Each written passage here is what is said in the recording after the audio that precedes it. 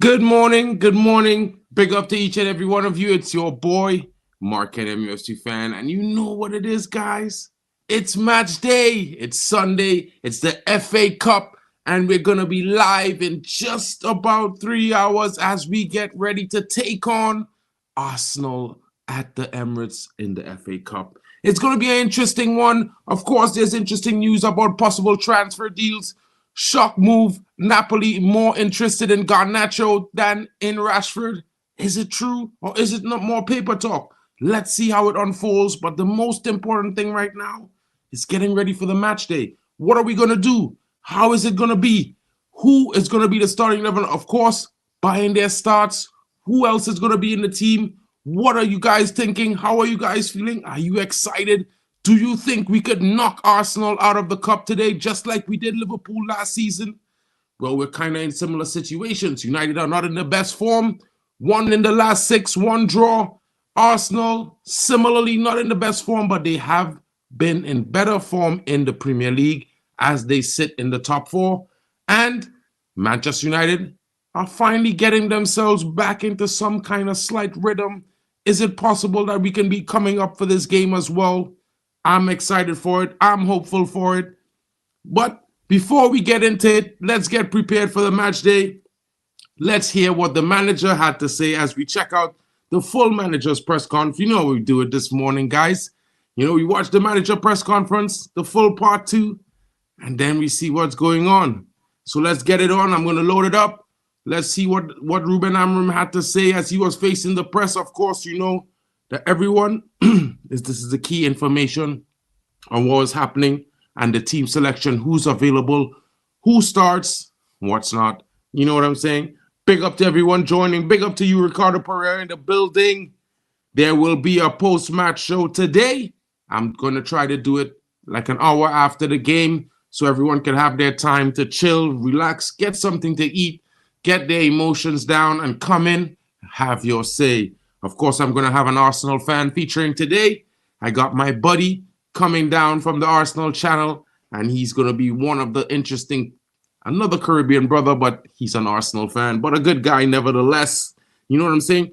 Big up to Frankie in the building. Don't forget to smash the likes, guys. Big up to Kenny Fan TV. Hopefully he will be here to help me host the watch along today. Hopefully we'll have the Kenny Fan in the building. Get the battery emojis ready for that. Big up to Rick Harper in the building. Long time no see, my brother. I hope you're well. Hope you're enjoying the morning. Big up to Great One as well. And big up to Ridwan. Says, come on, United. Let's go. Let's watch the manager's press conference part 2 that we did not see before in midweek. And let's get it on. Let's find out what's going on. Bring the stage. Boom. Boom. You just said you will pick your best team for the for each respective match, but equally so, every manager in every club everywhere will know have an idea what his best team is. Not for a particular game, just what his best team is. How close are you to knowing what your best team is? No, you've been here for a few weeks now. The best team depends on them, of course, but you can see that the rotation is different now. For example, Manu is playing more than Casemiro. To give you an example, you can see it by the selection. You can see it that some of the guys are winning more the position. But for me, the position are always open and depend the way they play, the way they train. So I think we are closer. We have more time we have the games, the evaluation of the games. And now with the small training that we had, you can understand better the players and the way you want to play. And sometimes it's not to choose the best player in the team, is the best player that can do the position the way I see it. So we are closer. And with it being, they're adapting to, you're adapting to them or getting used to them, they're adapting to systems maybe they've not played before. Yeah, are they in some ways they're playing for the points, the trophies, the contracts and whatnot. So are they in some ways proving to you that they deserve to be here to be part of the plan that you've got ongoing for this club? Yeah, they have to do it, and they prove not just with me. If you see the pass of this team, sometimes in big games they can work with that, and they can show a different way of competing. I'm seeing the same things. Sometimes we drop a lot the way we compete, the way our aggression during the game, our recovering, defensive recovering. And then in some matches, you see a different thing. We try to train.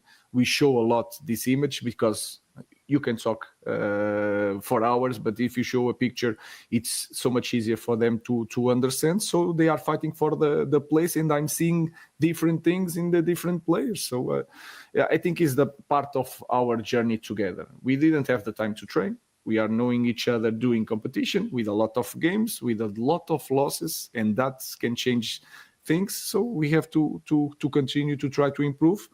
And especially we need to find these points. Exactly. Ruben, Exactly. You mentioned earlier winning the cup as part of the treble in 1999. Are you also aware that 9 years earlier this was a competition that saved Sir Alex's job? Winning it bought him some time. One, are you aware of that? And two, as your experience as a coach who's won trophies, how can winning the smaller trophies help you become an even better team to win the bigger trophies? Because the Good feeling question. of winning, that feeling gives you so much confidence. If you win one thing, you believe that you can win more. Then that feeling is addictive. You feel it, and then it's really easy to follow that, to try to win it again. I know that story. I think he saved his job not by winning, but was a semi-final, I think, against a strong opponent. They were saying Fergie out. And then they won a semi-final, and then they reached the final and won it. And I know that. Maybe I will need that in the future. Big up to Amarin, boy. But I think it's important for the confidence of the players. But for me, last year they won it. So it's not just that. It's to prove every day, in every game, that you can win it. Not just in the final, in the good pitch, with a full stadium. Is to win it when the Storm is there against Nottingham, Bournemouth, and I feel it. For example, against Bournemouth, we had City and Tottenham. We did, I think, very good jobs in that week. And then the third match, you have to focus again and to be really competitive. And you feel that the team dropped the levels of 100%. playing. So we need to improve on that. Not in the big games, because I'm not worried about that, but to be consistent every day. That is my biggest concern. Can I just ask about the big games? Because obviously it was a great performance at Anfield last week. Yes, it was. How does a performance like that and a result like that help you to convince the players that your methods are the right methods? It's not my methods. It's simply to show that if we want to be competitive in that way, because we were not perfect, Big up. we can win any match here. But we need to suffer. We need to run, and you feel it when because I saw it when the referee finished the game. Some of my players were really tired and then go down on the pitch, and you don't see it in all the games. So we have to focus on these details. Then sometimes it's a little bit luck, because again I remember against Nottingham we suffered in the first play. Bournemouth, we were controlling the game. It was not a beautiful game, but we suffered a goal. It was hard. I remember Liverpool first opportunity. I think was not McAllister. That was the second one.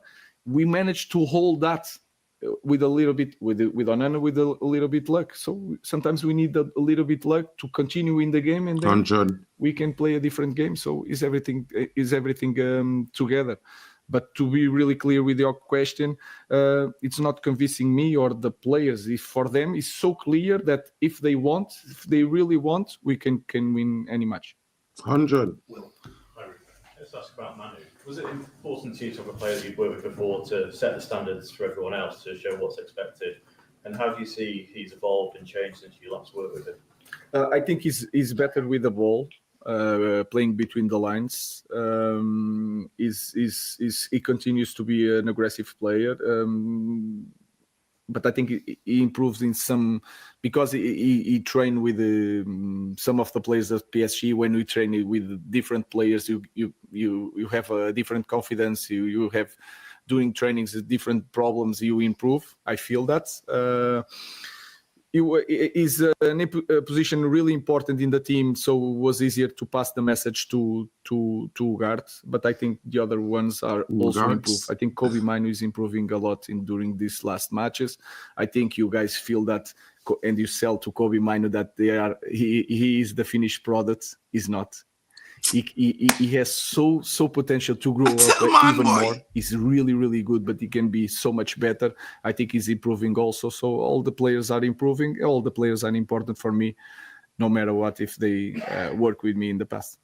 Manu was setting standards for us. He's relentless on the pitch. No, is his style. He's from Uruguay also, if that can help. But he's a good example. But a lot of players are giving his best. Okay, thank you. Thank you. Big up to the manager, guys. Of course, this is just a little bit of information on what could possibly happen, what you could possibly expect, what the manager is thinking ahead of the game, what his choices might be, who are the players that might be favored to start this game. Of course, guys, brilliant facts from the manager, key points in every single statement. If you listen to him, he says, the players, they must do it.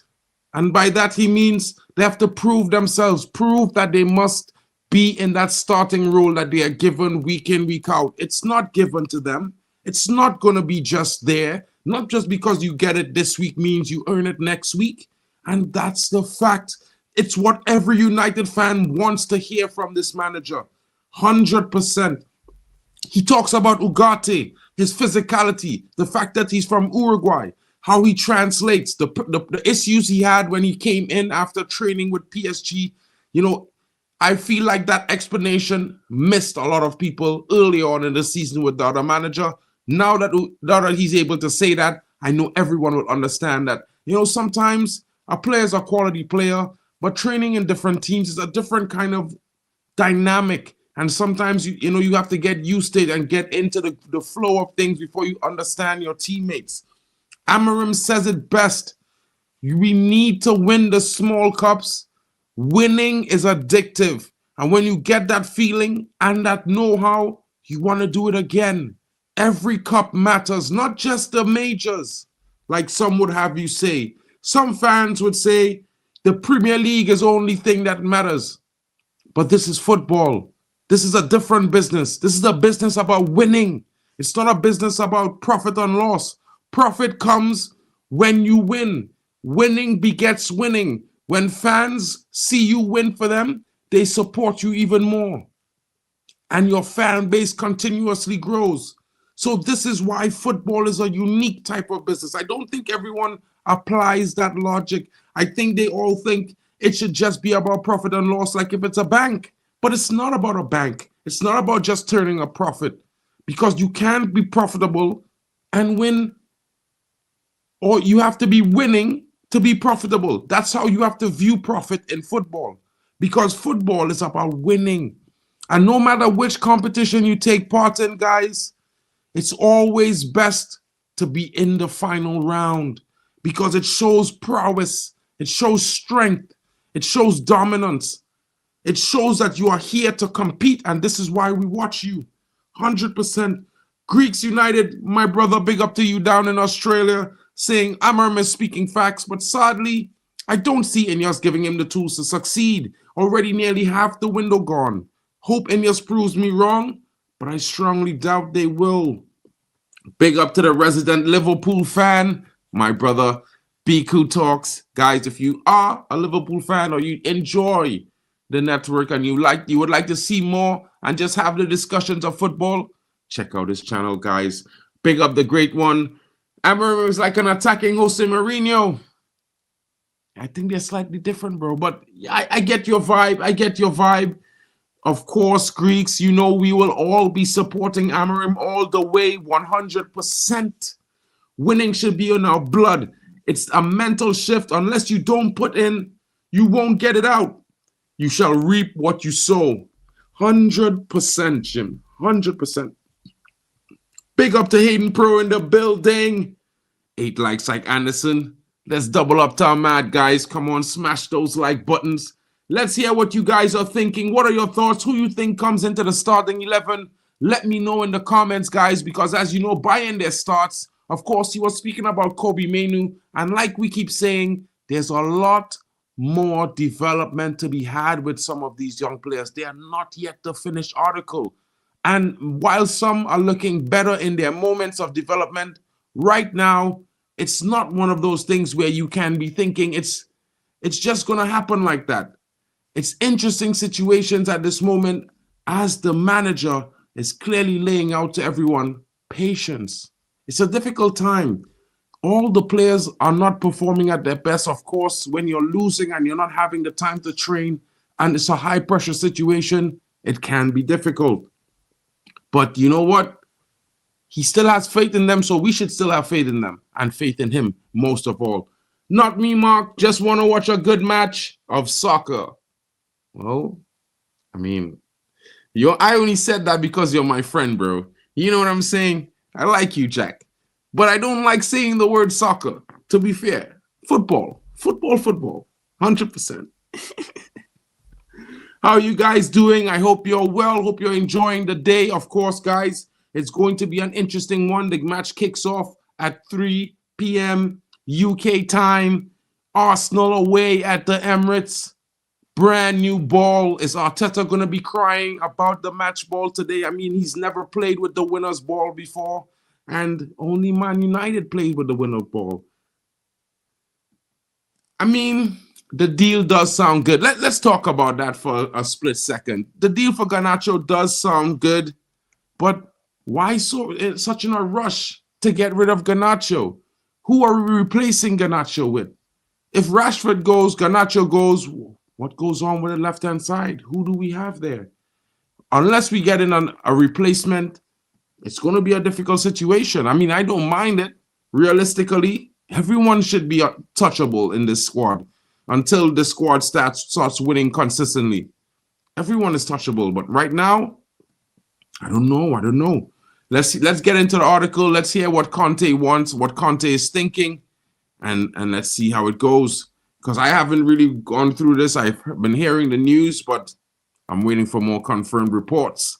Napoli coach Antonio Conte would like to replace outgoing Kvaratskhelia with Manchester United talent Alejandro Garnacho. Well, last night, it was Marcus Rashford. The Napoli boss confirmed during his pre-match press conference on Saturday that Kvaratskhelia has submitted his transfer request and that he will not be involved in Sunday's game against Hellas Verona as a result as he's preparing to go. The Partenopia understand to be in discussions with Paris Saint-Germain over a transfer for 70 million euros to 80 million euros net. Reports of Conte wants Garnacho to replace Kvaratskhelia.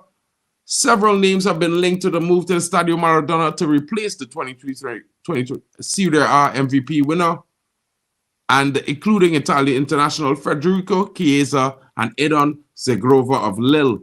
But the latest reports claim that Conte specifically wants Garnacho. Why is that? According to Alfredo Padula, a potential deal for Garnacho is likely cost Napoli somewhere in the region of 50 million euros. Recent reports in the UK claim that Garnacho and his teammate Kobe Mainu are not considered unsellable and that the club would consider letting either academy graduates leave if it helps the club comply with profit and loss sustainability rules. Yeah. Are we selling for PSR? I don't know. Yeah, but this is not the case. The interesting situation with that is that it's not the case, and we're not going to be doing this. Deal is not happening. Kavicha is on his way to Paris Saint-Germain. He already declared that he wants Paris Saint-Germain. It's not going to be a situation where we're going to be able to have that deal merge into another swap deal. So I'm not really interested in that discussion in this moment. I don't think it makes sense. You know what I mean? We already know the reality of what's happening. And Ineos certainly bottled that Kavicha deal. Such a brilliant opportunity to do a swap deal. Kvara with Watford, but they fumble it. What can we say? Mistakes are made. It happens. And we cannot say that they are a perfect solution. They are a very good structure that came in. But Ineos really has not ever been successful in any of their sporting ventures.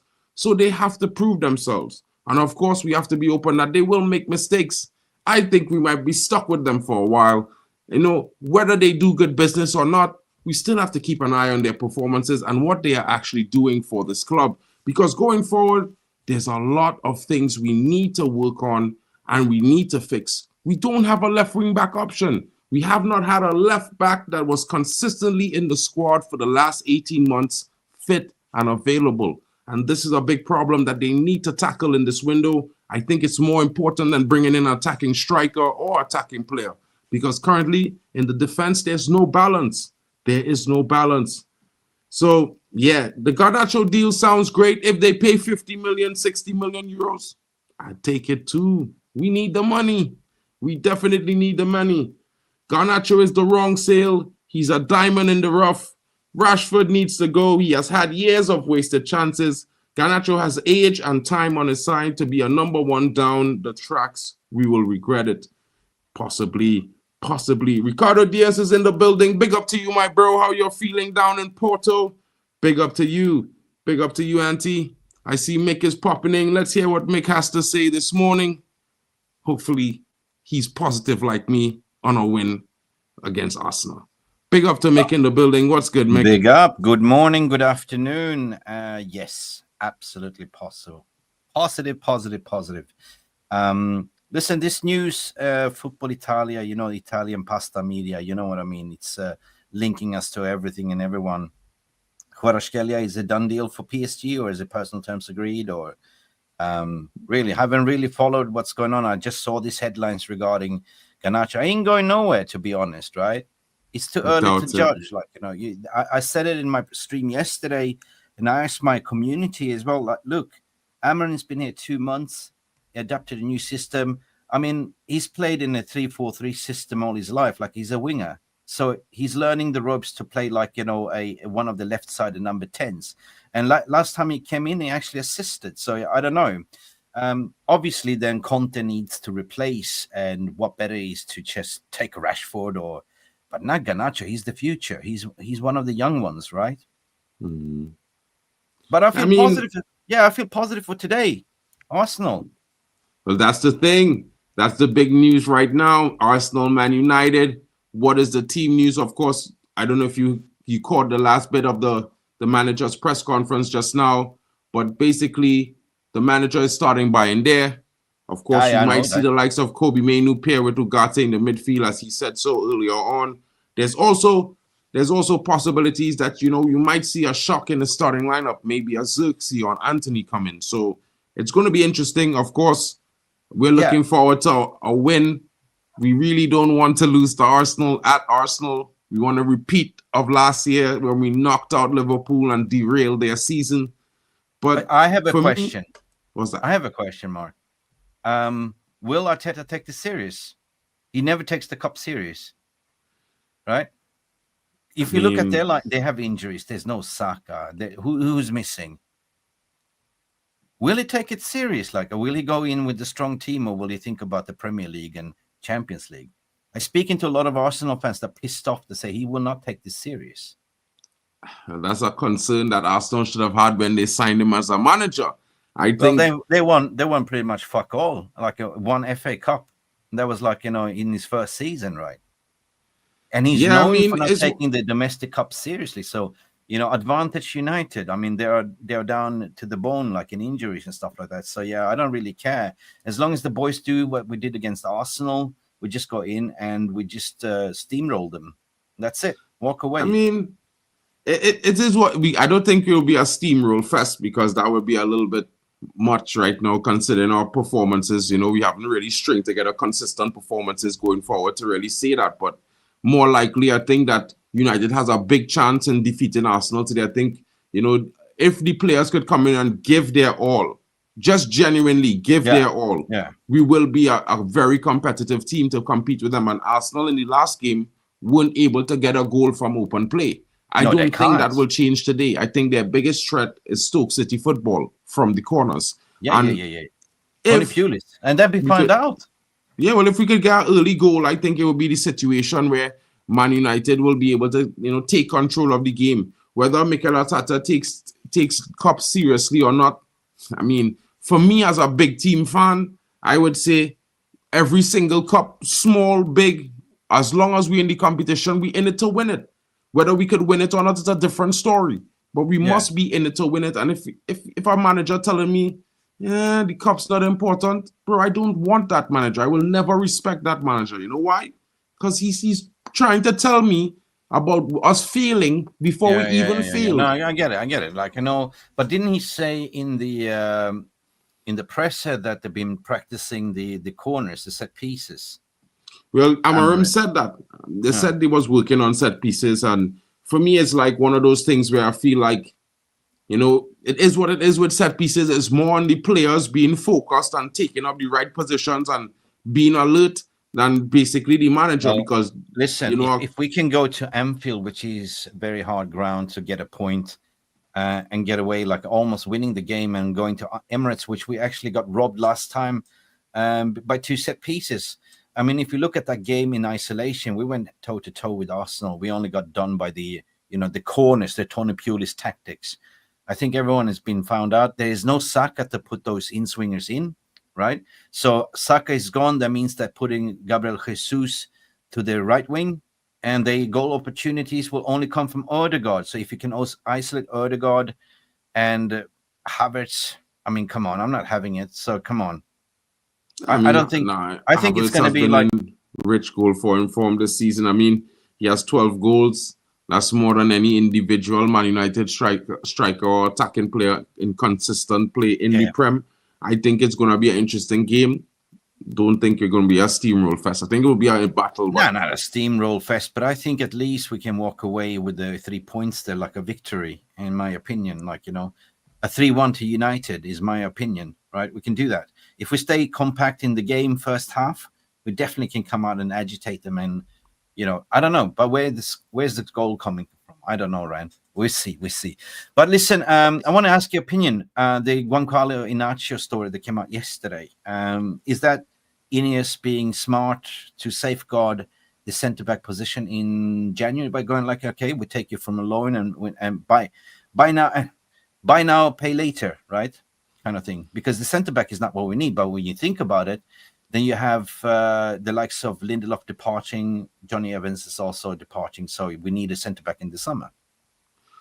I mean, to be fair, I like the signing. Everyone knows that I was voting Gonzalo Ignacio last, 8 months. I wanted him last summer as well. Even in the last January window, we was talking about him.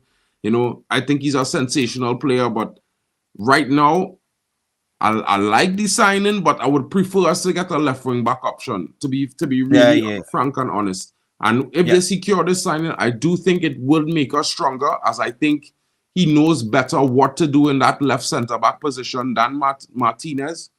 Maybe Martinez could play a DM role as an alternate option in some games. Maybe he could play the left wing back. Who knows? But Giancarlo can also play left back as well. Like, you know, he's done it in multiple occasions. But the thing is, I agree what you're saying, but I see the domino effect taking place because United are waiting for the departure of Casemiro and Rashford, and then you will see once they secure the funds, you know. But if you're going to take Giancarlo Garnacho now, you're not going to pay anything until the summer. So it's like, okay, we're balancing it out. But we definitely need a left wing back, 100%. I like this option that Almac is saying here. I was just about to say it, but Almac beat me to it. If we get Inacio plus Alvaro, it's about the same price as we pay for Nuno Mendes. And exactly. It's better value. I agree. Or even like, you know, play 15, 20 million euros for, you know, Patrick Dorgu at Lecce, right? Patrick Dorgu going to, I believe he going to Napoli. I believe he's gone to Napoli. Or something like that. Sure. They have been in talks for him. They were in advanced negotiations. The deal was, the fee was agreed, everything. I think he's going to either Napoli or something like that. Sense to be, if in isolation, if you look at it, bloody hell, I mean, Alvaro Fernandez has been one of the best left wing backs in the Portuguese league, right? So, yeah, if you can get him cheap, 16 million, plus you get the Giancarlo Inacio, you know, you lined up for a loan and you pay it in the summer. It's fine, £34 million. That is what you say here. This is very sensible. Plus, we have the kid that's coming in the summer as well, which is Diego Leone. Leone, the beast. He just had his medical yesterday. Yeah. So problem solved, right? Problem solved. Yeah, and when the problem is solved, the problem is solved. We need them to do some business. I definitely think our attacking midfielder to play that 10 role is as vital as getting a striker, if not even more so. Because with the striker, it's going to be great to have a striker who could guarantee us 20, 25 goals. But how are we going to supply him? We have not proven that we could supply a striker consistently. So it's one of those things where I feel like we definitely need to be working on that. We definitely need to do something about it.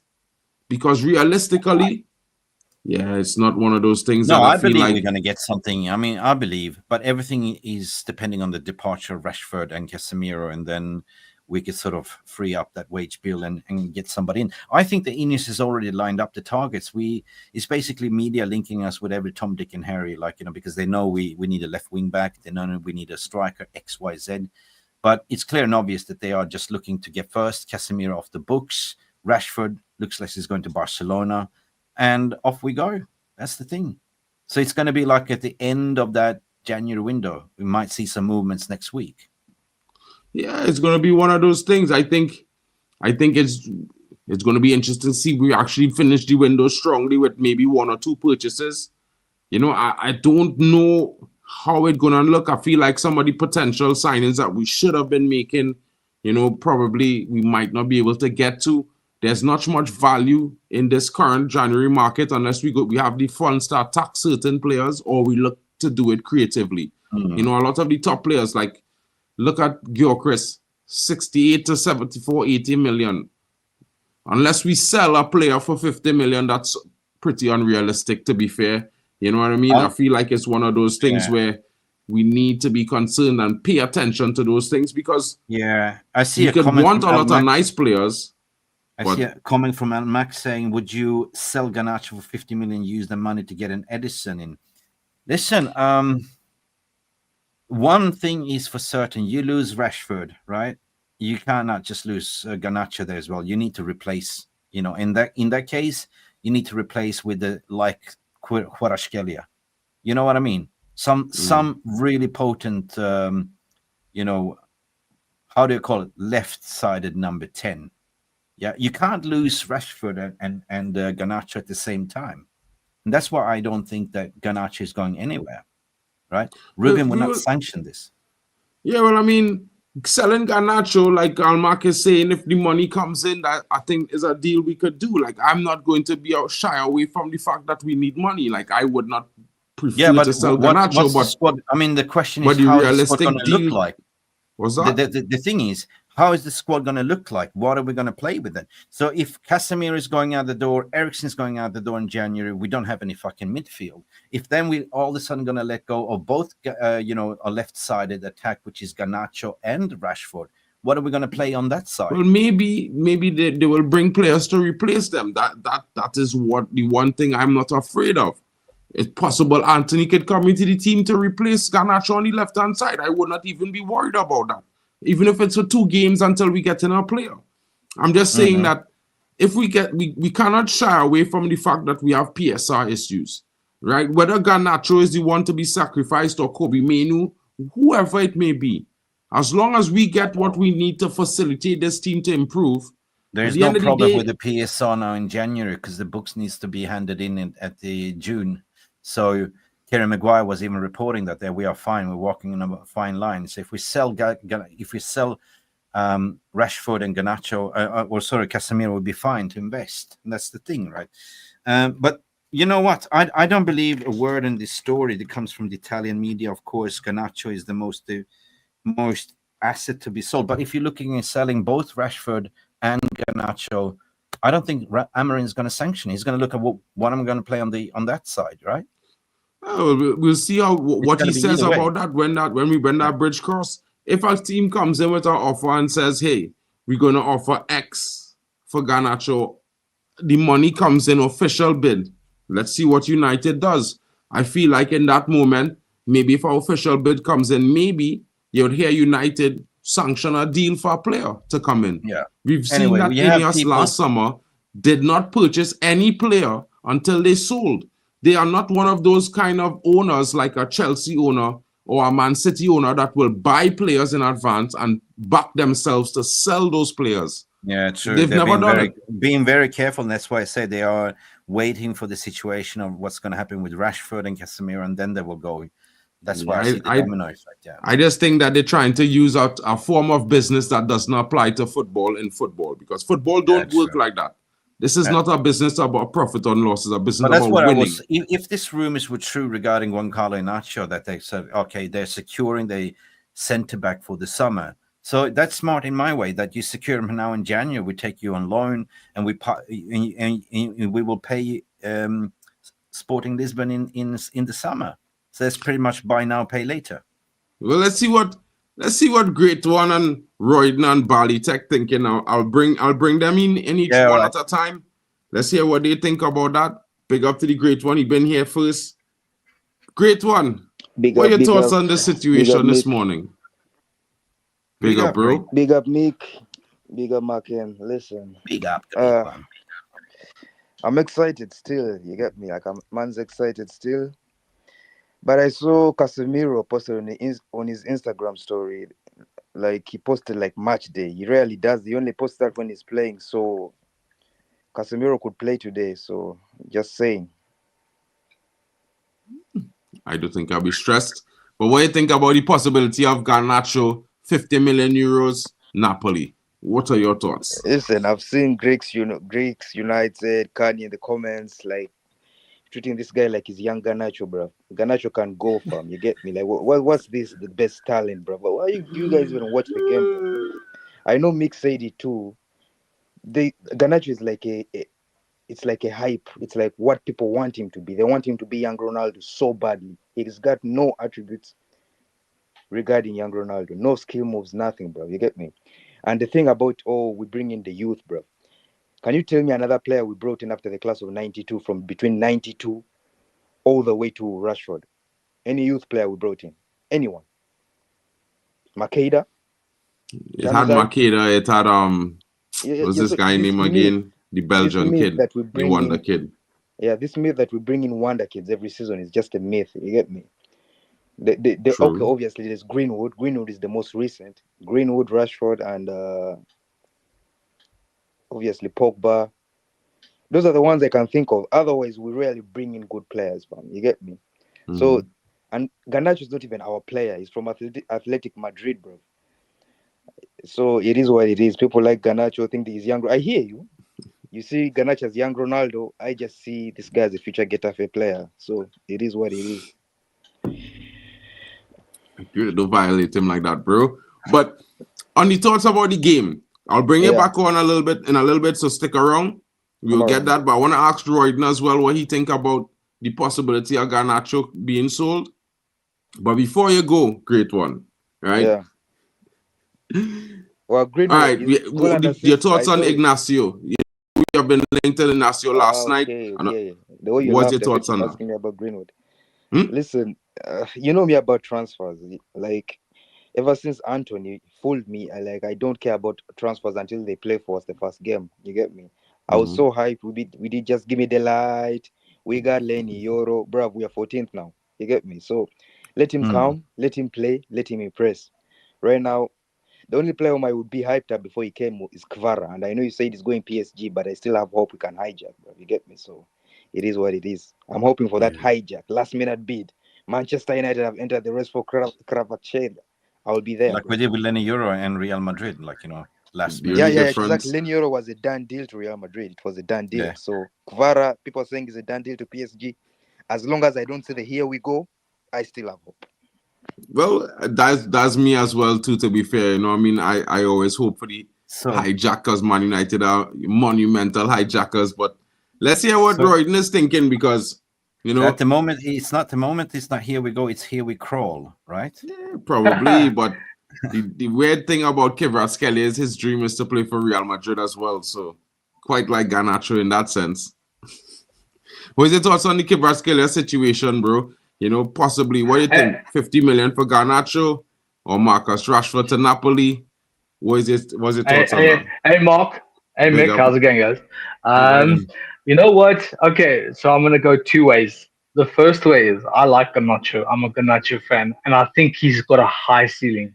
Now, I know maybe I'm gonna get shot for this, but I think he's got a higher ceiling than Ahmad.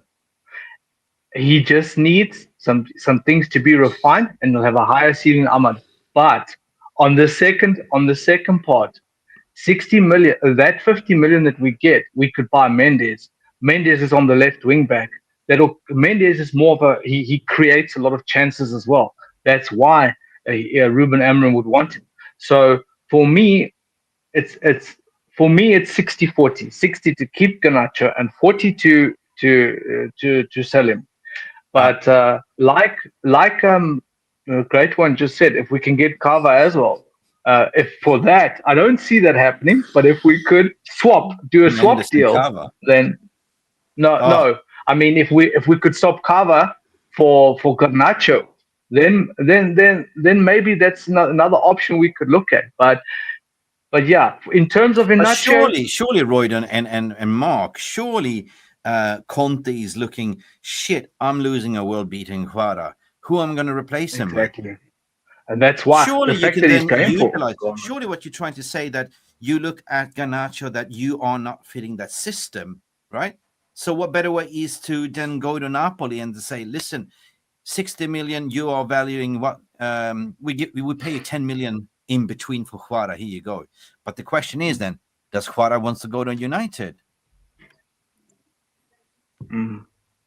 You see, I just want to. Another thing is, Garnacho is still young enough to learn Ruben Amorim's system. You understand what I'm saying? He's still young. He's still young enough to learn that system. And like I said, my opinion is his ceiling is higher than Ahmad's. He will. Don't forget, he's 2 years younger than Ahmad, and he's still got almost the same goal contributions as Ahmad. Come on. That's just my opinion. Nah, I just laughing because Great One go up in the chat, bro, when he come back. Big up. So what are your thoughts on generally, would you sell Garnacho, yes or no? Straight answer, 50 million. 50 million? No, I wouldn't. And what are your thoughts on Ignacio? You think it's going to be like Mick saying, intelligent signing early? Inacio for me is a must-do. I think he'll be a great addition. Like Mick, Mick and you know both. I'm also a huge Scalvini fan. To get him in the summer would be a great thing on the right as well. Yeah. I am a huge Scalvini fan, but since he got injured from Italy, he hasn't really played that many games. Are we talking 50 million pounds or euros for Garnacho? Well, 60 million euros, 50 million pounds. 60 million pounds. Depends on who we're gonna get. If I knew, like, if it's like Garnacho for Kvaratskhelia, done deal. That's not happening, bro. Unless we put money on top of that. But then what I said earlier, guys, you got to think about it. Rashford is leaving, then you can't sell Garnacho as well without replacing. You got to replace somebody there, and we don't have anyone. Nobody from the academy can come and play. Possibly not. Possibly, we don't know what Amorim is thinking. We can use the 50 million to get. Yeah. If we can use the 50 million to get 3 players, then I would say maybe then it would be fine to do Garnacho, because don't forget we also need a DM. But it will be more than 50 million in that case. We need a DM. It will be 50 million for Garnacho. It will be 25 million pound for Casemiro, and potentially a fee for Rashford as well. What my worry is, Mick, is that Anthony could go too, and if he does, then we're very short. What we're going to play with, that's what I'm trying to say. We are short. Then in the midfield, you have Casemiro leaving, Eriksen's leaving. What are we left with? I don't think they all just go and leave immediately. I think it will be a time when, and I think the one thing you have to remember is that how Ineos operates. Sell first, buy after, not buy first, then sell. So maybe let's make a sale. A player comes in. You never know. Let me get to Bali Tech, Royden. I'll bring you back in a little bit. Okay, guys. I'm off as well. Thank you. See you later. You're chilling, Mick? Chilling. 3-1 United. That's it. We're gonna do moonwalk at Emirates without Jesse Lingard. All right. Well, we'll see how it goes. Big up to Mick for coming in. Have a great Yes. one, bro. Thanks for jumping in this Thank you, bro. morning. Bali, what you Yo, saying, broski? big up to the chat. Big up to everyone in the stream right now. Have no fear, Bally Tech is here. And yeah, bruv, like, I mean, for me, if they tell me, yo, Garnacho swap deal with Kvara, he's gone immediately with immediate effect. Not because I think Garnacho is shit. I don't think he's shit. I think he's a good player. I think he's a player that has a lot of potential, a player that has a lot of room to grow. But you're basically telling me keep Garnacho, not you, but some United fans might argue this. Keep Garnacho because he has the potential to do this versus taking a world-class player right now. Yeah, that's only 23 years old.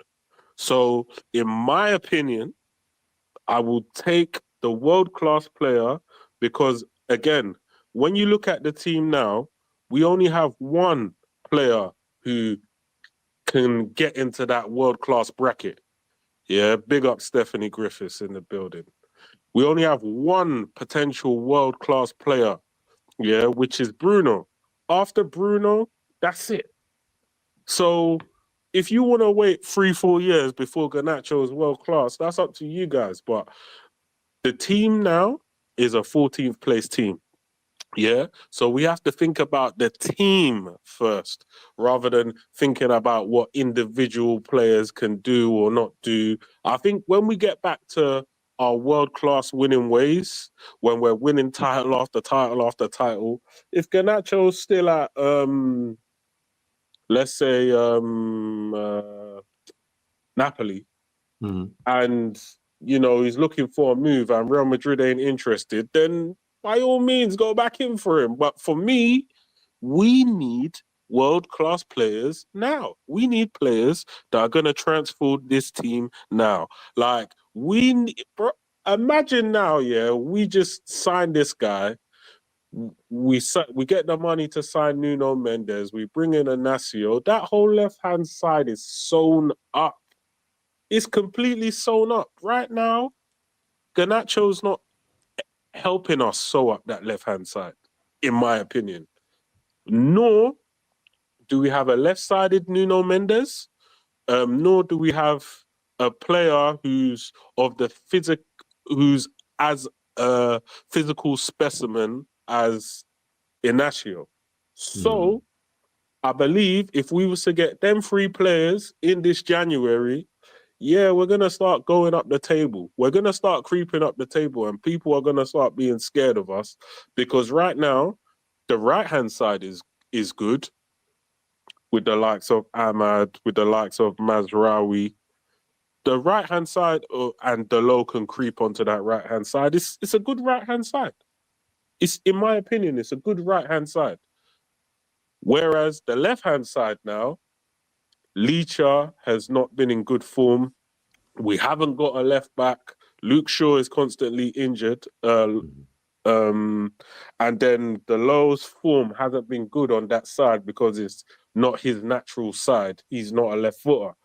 Then Garnacho, he's liking tweets about teammates and liking tweets about managers' demises and all of those type of things, even though these managers have been the ones giving him the chance to shine in the team. So as far as I'm concerned, like, let him go somewhere where we can use what we have in our team, monopolize it real well, and just at the end of the day, I'm more Man United getting back to winning ways rather than Player FC or, yeah, I dreamed of Garnacho being the next guy. I don't care about all that. What I care about is us getting back to the level of being able to compete. And right now, if you can look me in the eyes and tell me this team is competing on the pitch.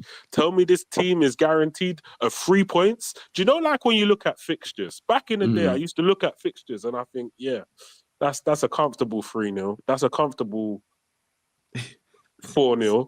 That's a comfortable 5-0. We can't even do that. We don't have these luxuries.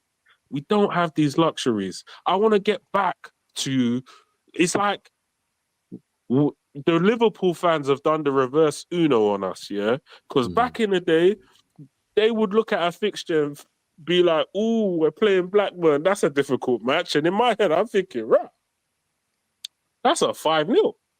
Like, we can't do that no more. But they, week in, week out, know they're beating teams. Week in, week out, they know. Yeah? Week in, week out, we'll come up against a Brighton and we're all like, ooh, we're all saying to ourselves, yeah, our predictions. But deep down, we know, ooh, it's peak. Like, we could lose this match. It's so peak, right? The only I'll be so real. The only time I'm real confident we playing at Old Trafford is when I am at Old Trafford, bro. Because I never see a loss. I don't like to say that too much because I don't want to jinx it. But I haven't seen a loss at Old Trafford, bro, since I've been going. I've only seen a draw. Loss, man. I've seen a few losses. I'm not gonna lie. And the last painful one was against Crystal Palace under Ten Hag. That was painful still. I'm not gonna lie. I'm just there like, yeah, Old Trafford, yeah, we're gonna do them, and then that was major that day, bro. I was supposed to come to that game, but I didn't. Yeah. And I felt like, bro, we got to do it, bro. And I don't know why but you know, in the situation of last season, there was too many poor decisions being made by the higher ups above Ten Hag as well. I think they let out some players leave on loans and leave in general that maybe the manager would have liked to kept. I think that they made some poor decisions. I don't like that Arsenal doctor that we hired. I never liked that guy. Since that guy came, I swear to you, he was the season before was with Arsenal. They had many injuries. He came and brought the many injuries to our team. You know what I mean? So it is what it is with that. But like, bro, I'll be so honest, bro. If we get 60 million pounds for Garnacho, I'd sell him in the morning, bro. I'm not even stressing on that. Realistically, I think there's more important things we need to focus on and we need to do. We have enough players to develop already. So if we sell one, is small thing for me. I would definitely be looking to bring in a player who could supplement the left wing back, supplement that left center back, and our midfield. You know what I mean? Like, of course, you know, the left wing back player will be like a alternative wing attacker or something like that. That's how Amorim like them. But I definitely think we need a player to come into that midfield just in the event that we need to give Kobe Mainoo rest, or we need to give the likes of Ugarte a rest. We do have a guy. I mean, it have Casemiro, but we're not going to get that level of intensity that we would normally get with the likes of Ugarte in that pitch. So, I mean, do you know what? Yeah, I could see one scenario, yeah. Let's say if we was to pull off the 3 signings that I said, which is Inacio, Mendes, and Cover, yeah. Mm-hmm. In the event that certain players would have to be shifted out in order to bring them in, then if we did bring them in, I don't mind promoting at least 1 or 2 youngsters to supplement a few holes in the team where you'll give them a little 10, 15 minutes here or there, or play them in the event that somebody's tired here or there, and give them a chance so that we can see whether they're good enough or not to either stay in the team and build in the team, or we put them in the shop window and sell them for pure profit for good money, and then continuously build the team up like that. But in other words, we still need to get certain level of quality in. So even if it's okay, our first 11 looks really, really good, but then the bench is a bit youngish, I don't mind that per se, because I know that when we play that first 11 should, in theory, not in all games, but in most games, come away with 3 points. Fox, I agree there. I agree. Guys, we had enough for transfers, bro. Like, today is match day. I want to talk no more transfers. Last 5 minutes, guys.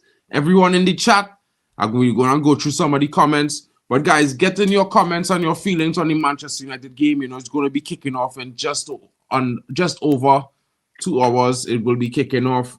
Everybody will be warming up to that. We will be here. We will be live. What are your thoughts ahead of the game? Who do you think will be the key players? You know, maybe a key threat from Arsenal, a key player from Man United today. And what is your predicted scoreline, guys? Let us know in the comments. I'm going to bring Royden and the Great One back. Great One, calm down, bro. Calm down. Just saying it early, you know. So, guys, you know, I see some guys in the comments already have their opinions. You know, Frankie is saying 3-2 United all the way. I think Frankie thinks we're going to come back and win this game in the end in a thriller. Hopefully, I'm not wrong about that.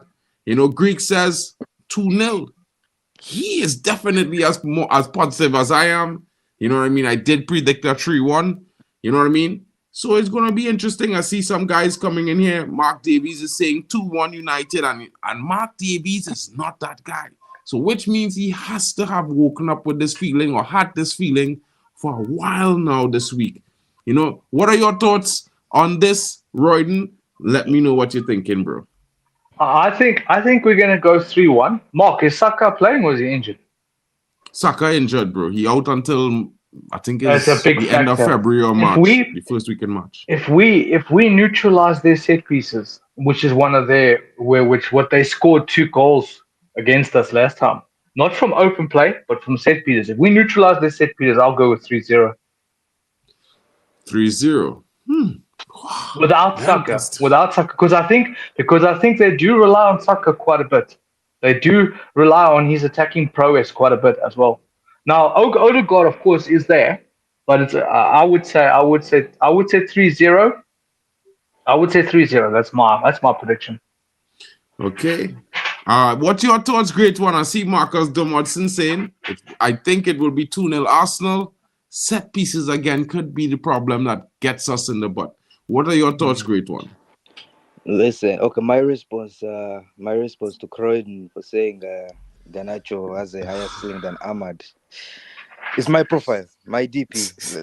That's it. That's all I'm going to say. My profile, the one that's on right now, you can look at it. And regarding Arsenal, yeah, go ahead, bro. You thought I'm not going to say anything. Imagine somebody said Elanga is better than Greenwood. How would you feel? Bro, we know that they have an imagination when they say something like that. We actually know it, bro. So, you know, I wouldn't even say anything. That's how I felt. But anyway, regarding Arsenal, I think it's going to be the repeat of the FA Cup final. No, FA Cup quarterfinals against Liverpool last season. 4-3 United. Call. Extra time. Good call. Garnacho last minute winner. That's interesting. Yeah, that's not a bad one. That's not a bad victory. Who go and score them goals? Who go and score the winner for you, bro? Bruno penalty. Ahmad with one. A Maguire corner. And in extra time, Garnacho on the counter, 4-3. Interesting. Big up to Bangham Smith in the building. Respected Barbadian brethren as always. Big up to Kenneth. Huh? Arsenal goals, all 3 will be corners. Oh. 3 corner kicks. Well, you know, they haven't scored an open play, so I think it's not too far off to say that. I definitely think Ricardo agrees with you on this one. So let's see if we have another thriller on our hands. Kenneth is saying 2-1 United win. You know, Roy, Bailey, what are your thoughts on this result tonight, bro, as we close the show? Let me know what you're thinking. It all depends on the team selection for me. If the manager's going to go strong for this game, then we have a chance. If the manager is just going to we're bringing in Malacia, we're bringing in Eriksen, we're bringing in Casemiro, we're bringing in... if he's going to do all these things... then I worry for the game because I'm already worried about the goalkeeper personally. I'm not going to lie to you because when they start standing on him, it's going to be problematic.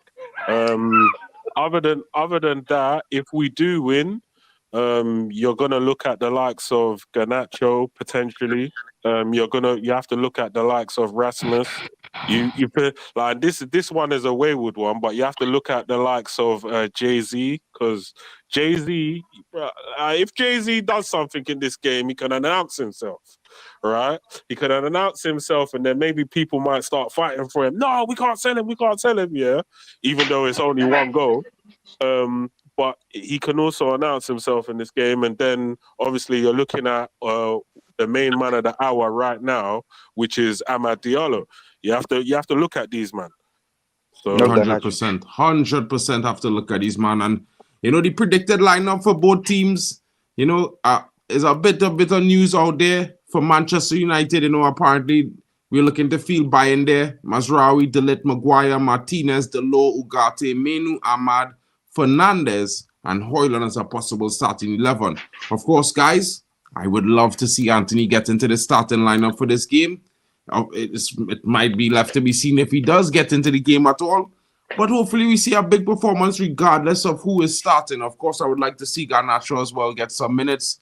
I think, we all agree that I would like to see Joshua Zirkzee start this game. So if Højlund comes into the game, I think it would be great. I see, so it's one of those things. For me... You know what's funny, yeah? Do you know what's funny? I don't normally agree with you on the Anthony thing that you like to do, yeah? However, Anthony might be a good guy to announce himself in this game as well, like he did on his debut against Arsenal, where he scored that goal. So let's see. I would like to see Anthony play as a wing back, given an opportunity in this game, because he does work hard. Defensively, he's sound, and offensively, if in the right moment, he is a big game player. I think that's one thing that can't be taken away from Anthony. Anthony has scored some big goals against some big teams. I mean, if you look at his catalogue, even though he doesn't really score that many goals, in theory, the goals that he does have against Man City, against Arsenal, against Liverpool, against Barcelona. So people shouldn't discount that he can turn up when people don't expect him to turn up. Exactly. And guys, we will be here for it live. At 2:30 UK, we will be here live to bring you the match warm-up, the confirmed lineup, and analysis for the game, the tactical breakdown before we get into it. Of course, we are all hoping for a win, hoping for United to keep their charges strong and keep the form from the last game versus Liverpool. It's left to be seen.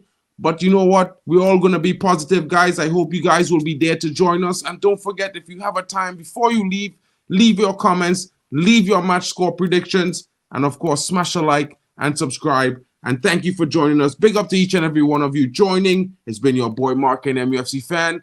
Thank you to Bali. Thank you to Mick Ruby for coming in as well. Big up to the great one. And of course, Royden Frost in the building. Big up to you, Stephanie Griffith, as always. 2 away from 30 likes. Let's get there.